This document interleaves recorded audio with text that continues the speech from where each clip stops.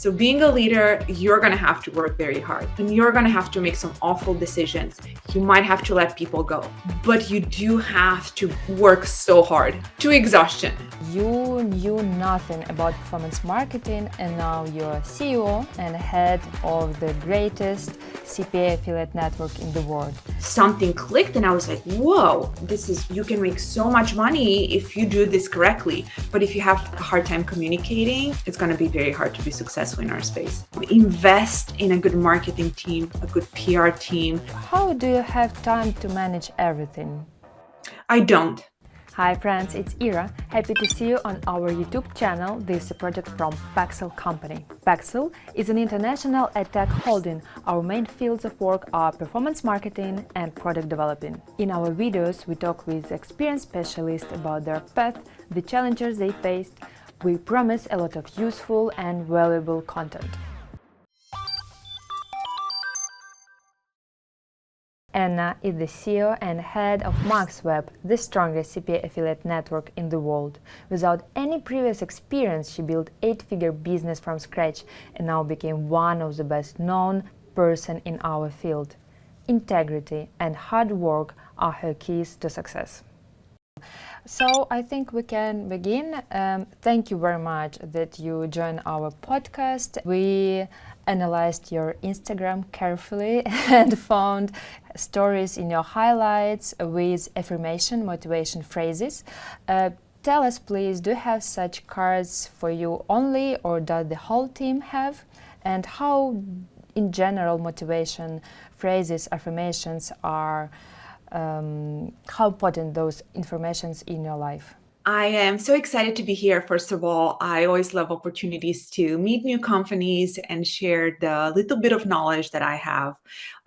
So yes, it's no secret that I love daily affirmations. And if you would have asked me this 5 years ago, I would probably have given you a different answer because I'm a pragmatist, I'm a type A.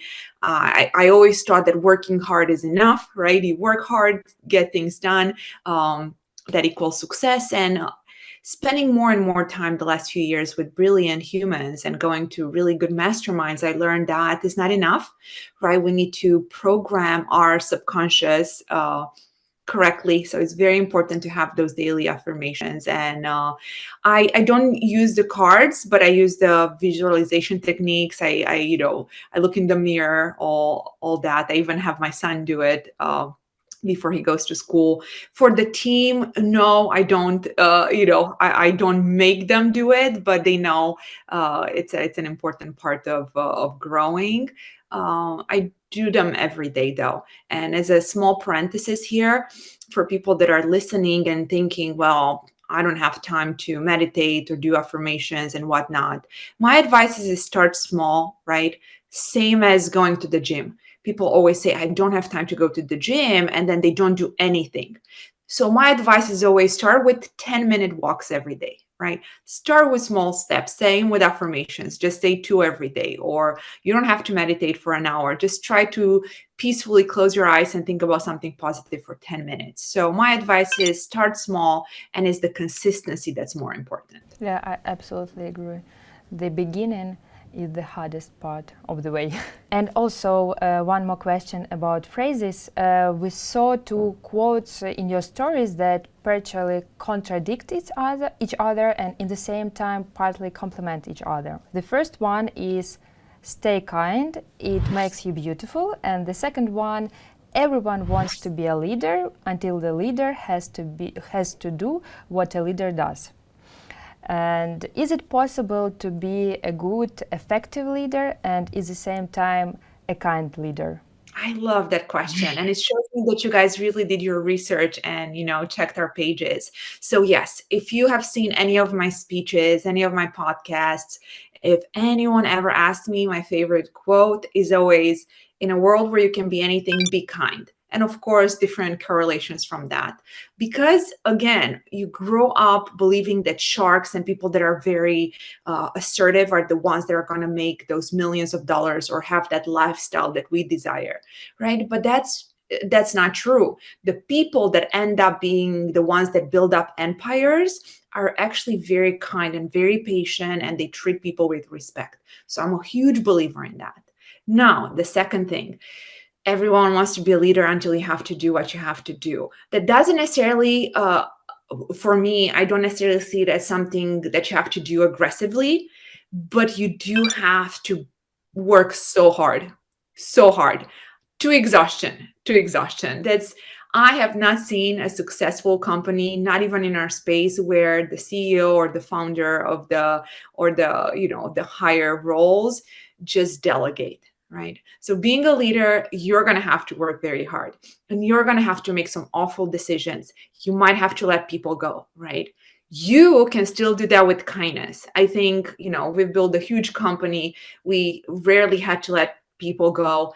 Anyone who has left MaxWeb, I am absolutely certain they would tell you we treat them with kindness, right? So of course you can do both. It's not easy. It's so much easier to, even be a jerk. I always say it. It's so easy to be negative, turn on the computer. You don't know the person you're interacting with. It's so easy to not put a smile on your face, not be pleasant, right? But it's definitely possible. And if if you're just getting started, or whoever is listening to this, you might be an affiliate, a product owner, have your own, there are so many wonderful jobs in our space. If you're just getting started, do not believe that silly narrative. I mean, I don't want to name any names, but there are some podcasts that young men now some listen to, right? And we have this narrative of being a shark and dominance and an alpha. And it's just silly, because I'm here to tell you, I am in the rooms with those powerful alpha males, and none of them behave in an aggressive way. None, zero. Powerful men are kind and patient, and they, just because they're so brilliant, they're alpha because they're just so good at what they do. It has nothing to do with being aggressive or dominating the people around you. I absolutely agree, and I think it's also those thoughts are a result of of your long path and all mistakes and experience. Absolutely. Smoothly switching to our first official part about performance marketing and your company. As we know, you knew nothing about performance marketing at the start of your career, and now you're CEO and head of the greatest CPA affiliate network in the world. Tell us a little bit about that, about your start, how it was. I would love to. And it's a huge testimony that it's not too late to change careers, or it's not too late to learn. I worked in behavioral health. So I moved to the US when I was 19. I always did management. So that was kind of my thing. I have a business background at the university, and then I got my MBA. It was always focused on business. That's what I was good at. But I worked in very different backgrounds. So I worked for a behavioral health clinic, which is a hospital in Pennsylvania. Then I worked for a Fortune 500 company in California, which they sold baby bedding. Very different, right? So then I went back to work for a hospital. And then when I came back to Europe, I met this person. That's how it all changed. It's a long story, but that's how it happened. So I met Mike Peters, who's one of my closest friends and my mentor. And Mike was doing stuff online. And he would start telling me about how he has a company that does payment processing, and they use affiliates, and they do customer service. And having a business background, as soon as I heard about affiliate marketing, something clicked, and I was like, whoa, you can make so much money if you do this correctly. Because in our space, and you probably know this, there are people that make lots of money and they don't even work that hard. I mean, it's just, it's a gamble too, right? So I was like, what if we bring in my business expertise and we build a network that actually, cares about affiliates? It's not just something we say. And I started learning. I started watching whatever I could find on YouTube, any books regarding affiliate marketing, lots of calls with different people. So I started asking lots and lots of questions. I remember how happy we were like 8 years ago. Our first profit day was like, I don't know, $200 or something. It was very small. But I always say that because, yes, now we are the best when it comes to traffic. And I started from zero, but I worked very hard. Like even now in the beginning, I remember I used to do like 16-hour shifts, because you have to put in the time. I know Gen Z would always tell me, well, Anna or Anca, you have to work smart, not hard. You definitely have to do both. You have to do both. But it's possible. That's the beauty of the story. It's possible. And now we're very successful and make lots of money, and we will continue to do so. Yeah, it's wonderful. And I believe, as for me, you start working smart after you worked hard. Right, because Yeah. you need those requirements, like to put in the time. Imagine just meeting all the people in our industry. I mean, not all, but the ones that I would need, like fulfillment, customer service. You have to make those calls, and it's 1 hour per call. You need to have at least 100 calls under your belt before you start, any type of business. So of course you have to put in the time. And you told me about MBA program. And do you find it useful now in this experience, in this sphere?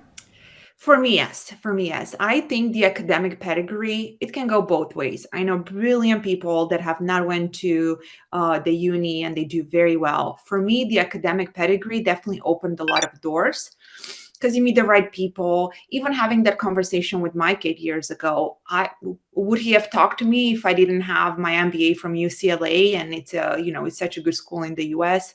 Who knows? Maybe, maybe not.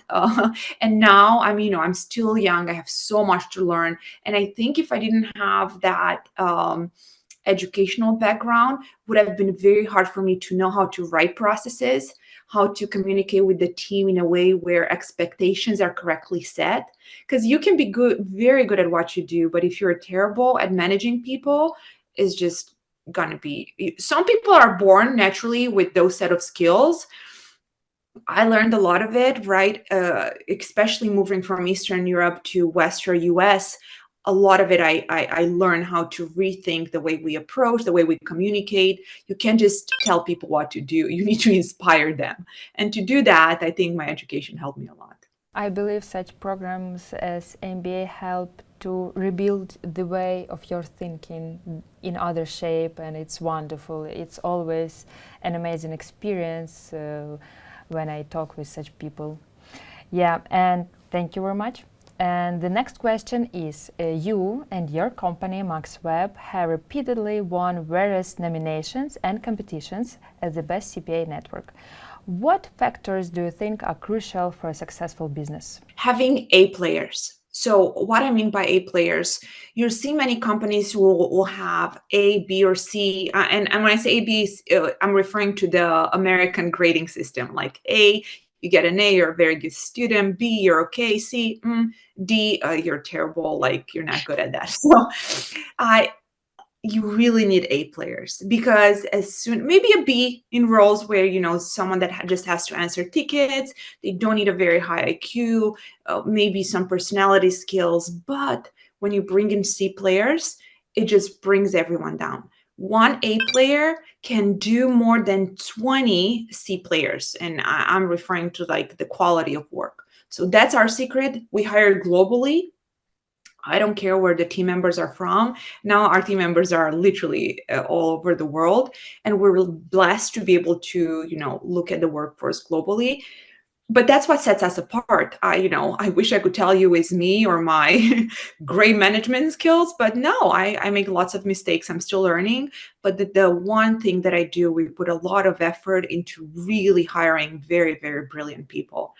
And high IQ is very important because, and it's probably not politically correct to say, but it just helps, because with our type of job, you have so many technical aspects. You need to be excellent at communicating. There are many rolling things. You have a lot of stress. So you need to have the type of personality where things are thrown at you and you're calm. So that's the big thing. And I think why we achieved so much in just a few years is because the team is excellent. And I work very hard alongside them. I think, obviously that helps as a secondary note. They need to respect the leader and see that I'm putting in the time just like everyone else, right? So I think a combination of those two. If you want to start career in performance marketing and reach such heights as our guests, we have great news for you. Registration for our performance marketing school is now open. In only 5 weeks, you will master the profession of affiliate and account manager. Our academy has been on the market for more than 2 years and graduates 2,000 students. Our experts are specialists with 10 plus years of experience. Graduates of the school successfully work in the top companies on the market. Hurry up, registration is open. And talking about working globally, for your opinion, how it's important to have a cultural diversity in your company during the job processes? It's so important, because when you bring in different backgrounds, different cultures, you get beautiful, fabulous ideas that maybe, when you grow up in a specific way, everyone thinks the same. It's just how the world is, right? But when you have different cultures, people were probably exposed to different things growing up and in their previous jobs. So you have such a beautiful diversity of ideas, right? And we have this thing here at MaxWeb where I call it idea meritocracy. So it's really like, we don't believe in hierarchy, like, oh, well, if Anna said something, we should do it. Well, no, we should always be respectful to each other, but if someone has a better idea, let's go with that, right? So it's a circle, and like, let's see whose idea makes sense. And yes, the cultural difference is huge. And having both female and males, so many companies in our space just have guys, right? And I'm a boy mom. I love, both. Obviously, because people are like, oh, the feminist is going to start talking. No, I'm a boy mom. I love our colleagues, the guy colleagues just as much. But the diversity women can bring to the workforce is just the way I think guys are going to be better chefs because they have that inclination to cook, or men are very good drivers because they're analytical thinking. I think women are always better at running companies, because organizationally, it's so easy for us to stay organized, to look at the different pieces of the puzzles, to emotionally connect when someone is going through a hard time. So Yeah, I absolutely agree, and I admire that I have possibility to visit conferences and talk with people from different nationalities, and it's such each time it's a great experience, and yeah, wonderful.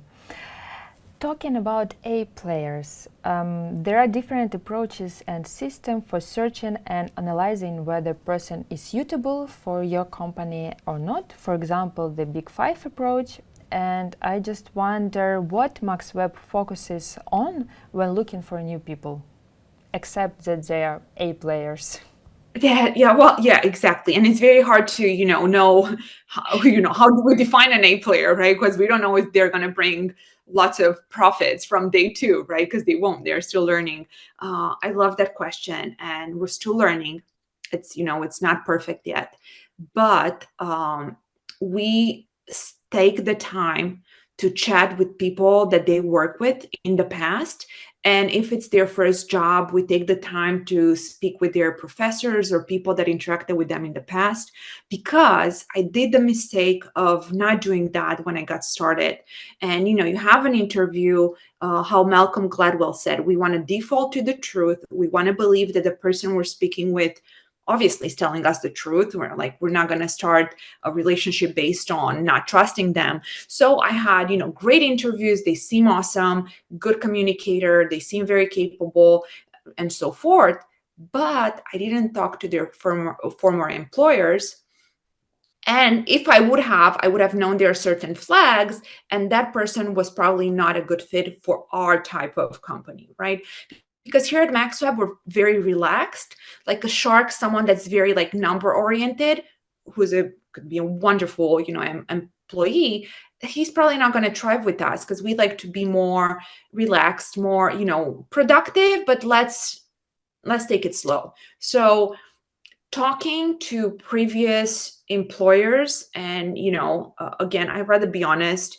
uh, because I know when people listen to stuff like this, you have lots of charismatic speakers that don't tell you what they actually do, but that was a game changer for us.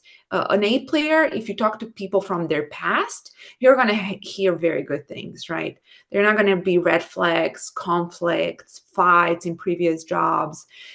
You're not going to hear any of that, right? So that's the big key differentiator.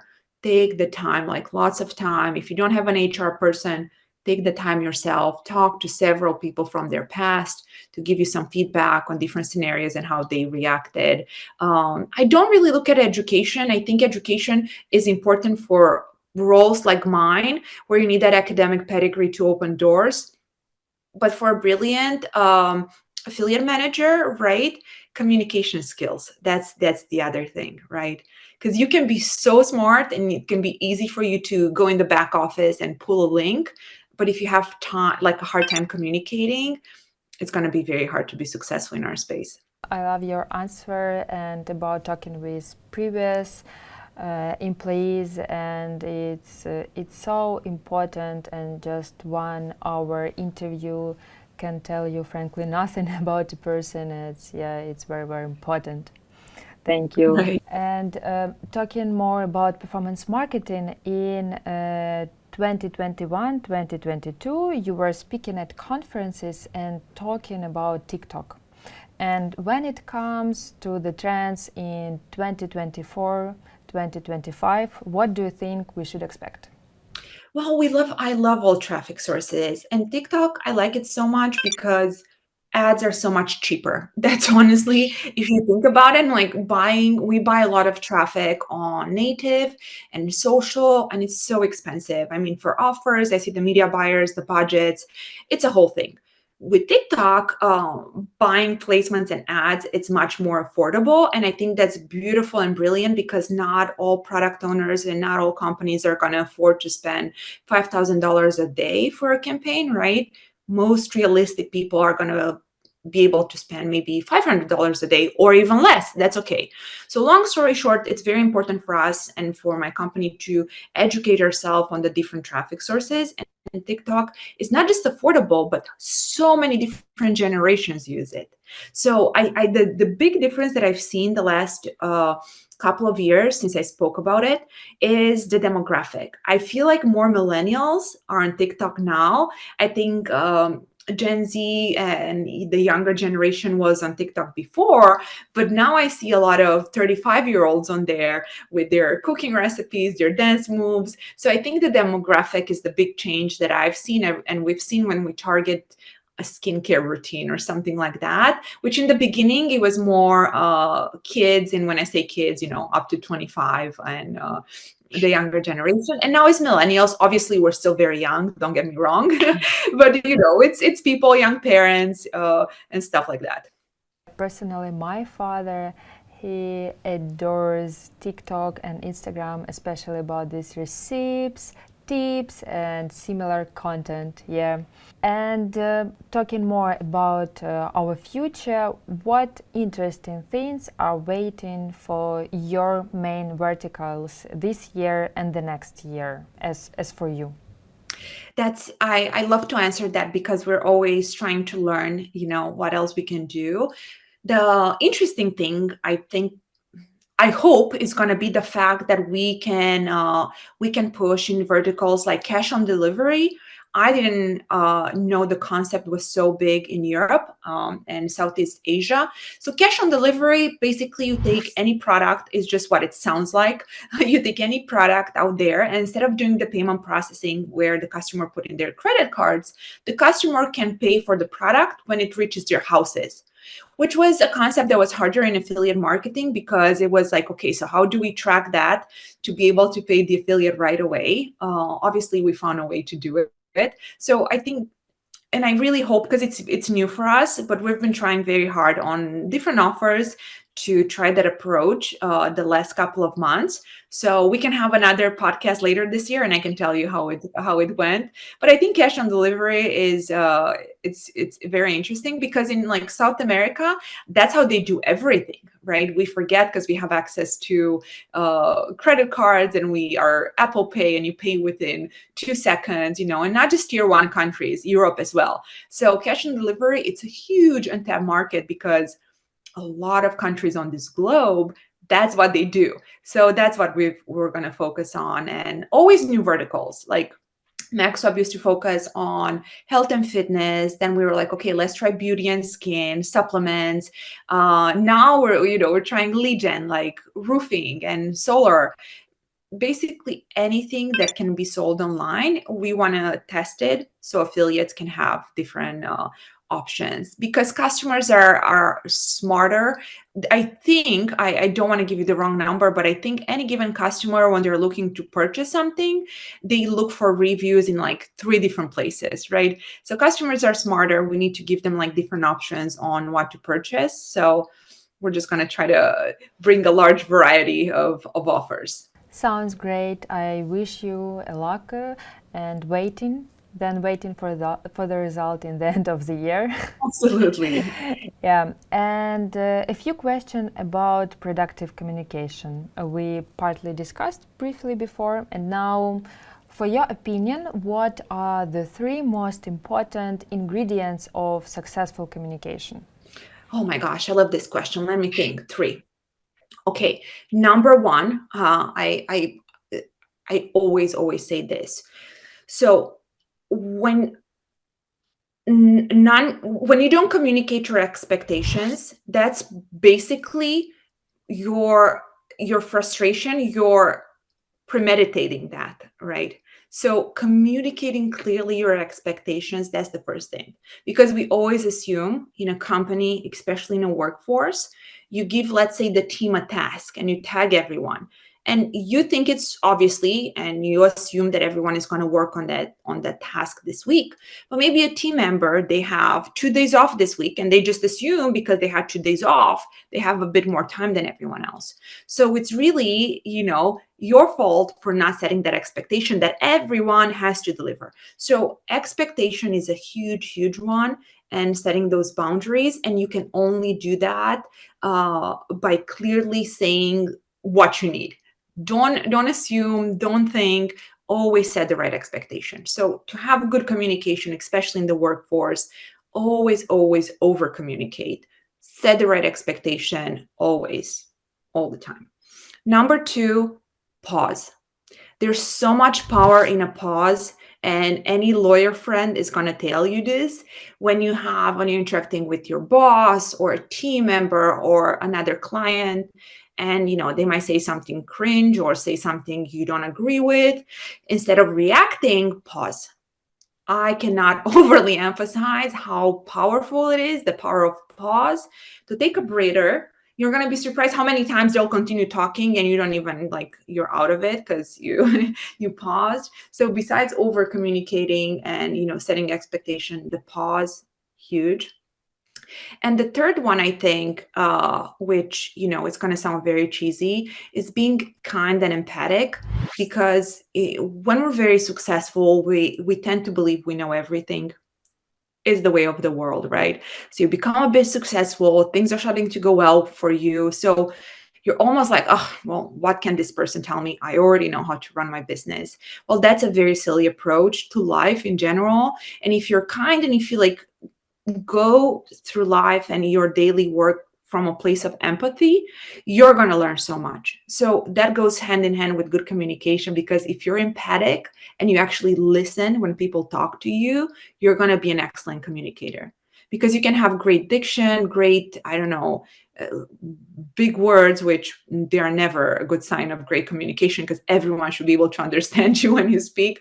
But having, that empathy, where you actually listen to the people that communicate with you, they're going to make you a wonderful communicator. I frankly adore those answers, and I believe that if everyone use such rules, it will be much easier for businesses, for people, for everyone.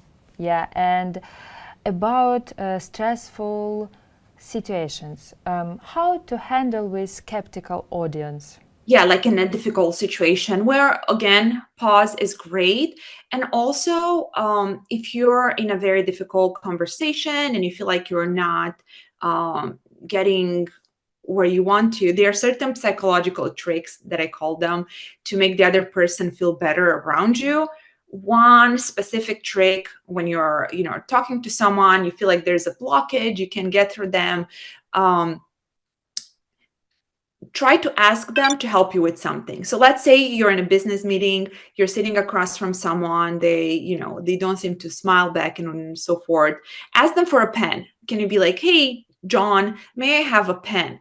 And psychologically, it's proven when someone helps you, they're going to feel better about you because you gave them the opportunity to do something.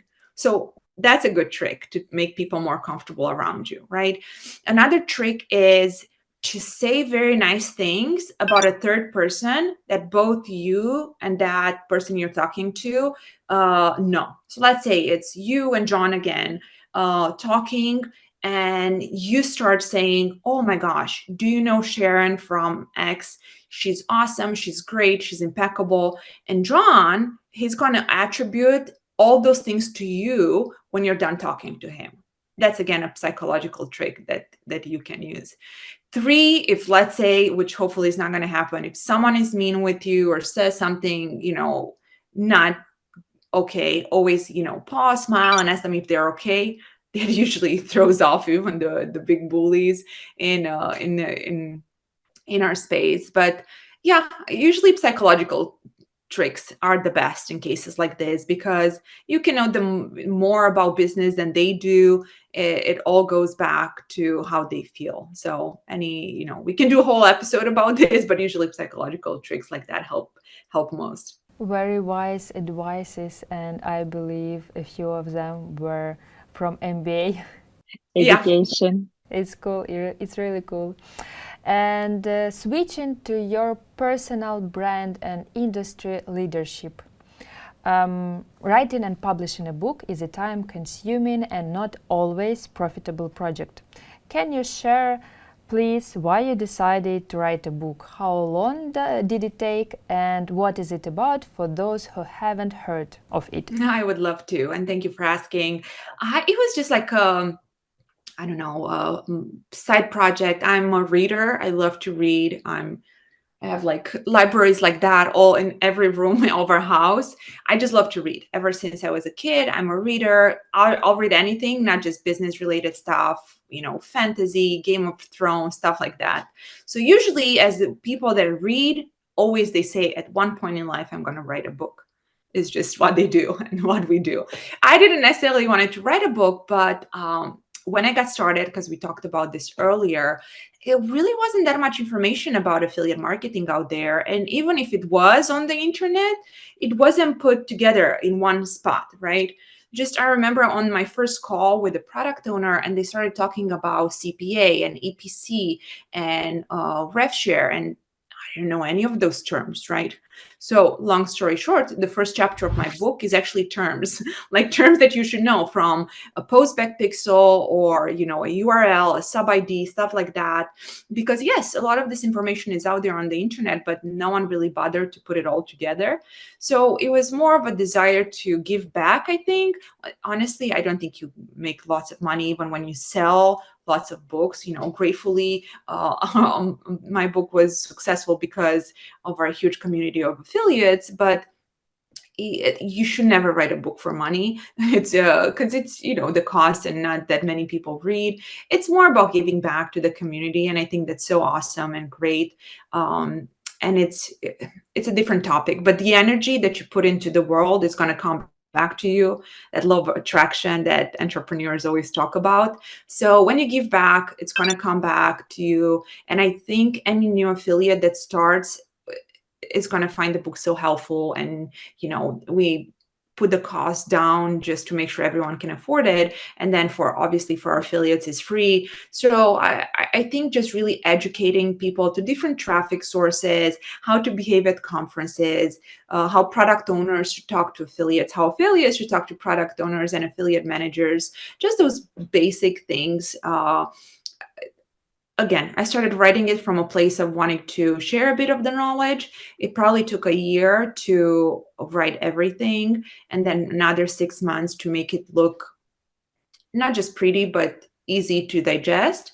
But yeah, I highly recommend anyone who's thinking about writing a book to just do it, because it's not as hard as it sounds. Thank you very much for your answer. And yeah, as I understood, it's more about growth mindset and about your emotions and to help the community. And thank you very much for your impact. Firstly, I adore your marketing team and respect for this huge job. Secondly, I respect you very much for all this frankly hard work with all this traveling and performances and preparing presentations. It's very challenging. And you have a successful career, a family, children, and you're frankly an example for many women. And how do you have time to manage everything? I don't. No one has to manage everything, and people will lie if they tell you they have time for everything. I have a lot of help. I have my husband is a stay-at-home dad. My parents live close to us, and they always help. Um, I have, we have someone that helps clean the house, someone that makes food.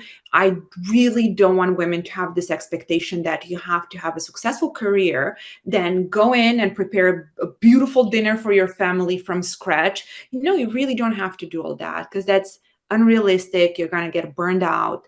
What I'd always encourage you to do to make time for for your family, I always, no matter how busy, I will not worry about dishes or cooking or stuff like that. I really don't worry about stuff like that. But I always worry about the one-on-one time with my son. So every Sunday, no matter what, we don't have screen times for a few hours. We do anything he wants to do.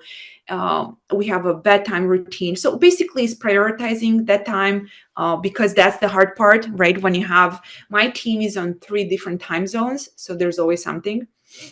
So if I don't put the time on the calendar, like, okay, this is the time I'm going to close my computer and I'm going to go have dinner with my family, then you're going to get burned out and be exhausted. But realistically, you cannot do it all. Ask for help, have, a good support system, and just try to sleep when you can. I think that's my number one advice to anyone who works a lot. I didn't do that for a long time, and it takes 10 years to rebuild on your own strength. So try to sleep, work very hard, but try to get your sleep. Sleep is very important. Yeah, I absolutely agree. And thank you for your answer. And talking about 3 time zones, is it hard to work in 3 time zones? How much hard is it? It's brutal. It's brutal. Thank God I was blessed with a lot of resilience, but it's hard. Like now it's 6 p.m. here because MaxWeb is in the US, but I physically moved back to Eastern Europe. So it's 6 p.m. here. I still have a few hours to go. And, my family is going to have dinner soon. Today I'm going to skip that. So it's not very fun. But it depends the sacrifices that we want to do for the impact and the financial stability that we want.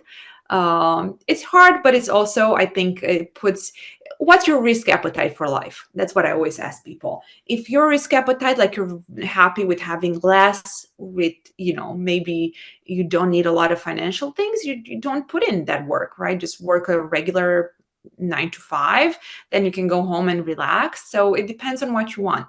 It would be different advice for different people, but it's hard. It's very hard. I always want to be transparent because it's not for everyone. but I think it's also very rewarding, right? Because we're impacting so many lives because of the work that I do. My team can provide for their families, and then we impact our communities. We have a project here at MaxWeb. We call it Making an Impact. So everyone in the team donates to their communities, like money every so often. So imagine we impact not just our families but everyone around us. So to me that's worth it, right? Making kids that probably would have nothing to eat if it weren't for us. It's very cool. Thank you for your answer. And I believe the most successful people in our sphere are people with entrepreneurship mindset, and those people are usually work very hard.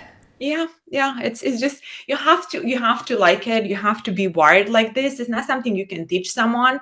You just have to be wired like that, right? To It's part of who we are. I think there are ways to train your subconscious to be like that, but ultimately, it's awesome if you have the set skills and you're born with this mindset of okay, let's work really hard to make sure everyone around us can afford nice things. Yeah, I agree. And for small conclusion, can you tell us, please, the future of our industry? Where will industry move? What trends are gaining for now, and maybe something about artificial intelligence and other popular trends? Absolutely. I think affiliate marketing is here to stay. You've seen the memes the last few years. There's always like, oh, affiliate marketing is dead and so forth. It's definitely here to stay. Affiliate marketing is still going to be very profitable in different of your industry, right? Digital marketing is going to be booming and growing. Invest in a good marketing team, a good PR team, good videographers. Like you can always take it up a notch. It's not just your marketing manager, because that poor person should not be doing the job of content creator and banner designer and videographer and so forth. I mean, if you're a small company, it's great even to just have the marketing manager. But the future of our industry is going to be very, very impacted, and content creators within companies are going to have so much more to say and share. Because even if you're a tech company, you're going to need a marketing team to make you look good. So I think the future is the creative minds, because now with AI, you're going to get a lot of help with the practical things, right?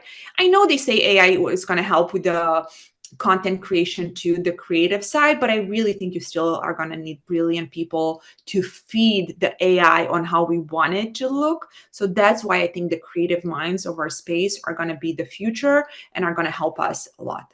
Yeah, I agree absolutely. And creative minds and very intelligent minds, we need to use wisely all artificial intelligence. Thank you very much for your answers. It was very useful and valuable, and thank you that you joined our podcast. Thank you very much. It's my honor. If anyone from after your viewers are going to watch or listen to, if they have questions, please make sure to send any questions my way. And I promise, even it might not be the same day, but I promise I'll try to answer to everyone. So it's my honor to be able to help in any way that I can. Subscribe to our YouTube channel and hit the bell not to miss the next video.